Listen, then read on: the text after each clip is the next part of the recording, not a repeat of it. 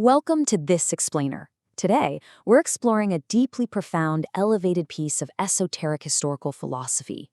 Usually when we look at the rise of the modern mindset, our intense focus on the physical world, commerce, and tangible data, we view it strictly through a sociological or an economic lens.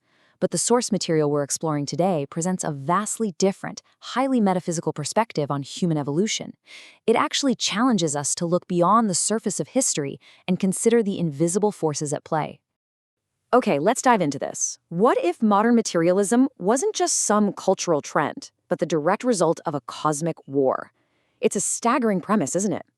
The sources suggest that the very way our modern society thinks, our obsessive gravitation toward the material world, is actually the fallout of a hidden spiritual conflict that fundamentally altered human psychology.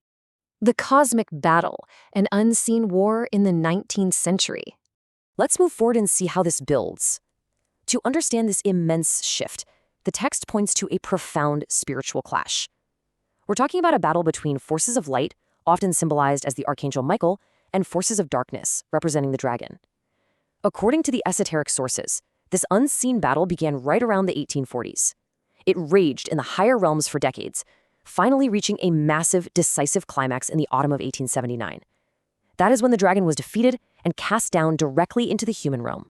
Now, to grasp what actually penetrated human psychology at that exact moment, we need to define these fallen forces. The text refers to them as our demonic impulses. Think of these as specific spiritual forces characterized by an ossified, hard-headed materialism and extreme egotism. When they were cast down from the spiritual world, they didn't just hover in the air somewhere. They were transplanted directly into the human soul, fundamentally rewiring our internal landscape. Materialism becomes personal, from environmental influence to inner ambition. This 1879 cosmic shift caused materialism to manifest in a completely new way. Before this event, Ahrimanic spirits influenced humanity from afar. They sent materialistic impulses into our instincts as a general environmental condition. But after they were cast down, those impulses became the personal property of individuals. Materialism became intimately rooted in our personal ambition, our bias, and our individual identity. The rise of intellectual materialism, the hankering for the physical. And this brilliantly illustrates how the presence of these fallen spirits fostered a completely new way of analyzing the world. Human thinking moved entirely away from a holistic understanding of nature. In fact, the source text describes this new era of thought as grasping dead outer facts with the intellect. It's a remarkably powerful phrase. It highlights a modern refusal to engage with living reality, choosing instead to just dissect and categorize the dead outer shell of the physical world. Let's look at the specific symptoms of this influence on the human mind. The text notes a sharp rise in prosaic and Philistine attitudes. Our thinking becomes hard-headed and ossified. People become entirely persuaded by what the source calls the illusory truth of materialism. But perhaps most fascinating is that individuals develop an irresistible hankering for intellectual materialism. They actually elevate this arid, spiritless worldview into something they consider a noble and sublime pursuit. The scientific superstition, the error in modern logic. You see, this esoteric shift didn't just affect our personal ambition. The sources argue it essentially poisoned modern scientific methodology. The text uses a truly fascinating analogy to expose this logical leap. Just imagine scientists gravely observing a child strictly between the ages of 7 and 9. They meticulously calculate every physical change during that time. Then, using only that tiny 2-year window of data, they attempt to project what that human being looked like 100 years in the past. The math itself might be absolutely flawless, but the conclusion is completely absurd because that human didn't even exist a century ago. This, the text argues, is the great scientific superstition of our age. Modern logic establishes empirical data for a very, very short period of human history, and then mathematically projects those conclusions millions of years backward or forward. The source points specifically to modern geology and theories of cosmic evolution as operating on this deeply flawed, illusory logic, totally missing the spiritual realities of the Earth's true beginning and end. A crisis of perspective, the disharmony between day and night. Now, what's really interesting here is that because we're so saturated in this intellectual materialism, we are facing a massive crisis of perspective. It's a profound psychological split. In our everyday waking awareness, we view the cosmos as this great mechanical construct governed only by cold math. But in our unconscious depth, during sleep, the soul actually experiences something entirely different.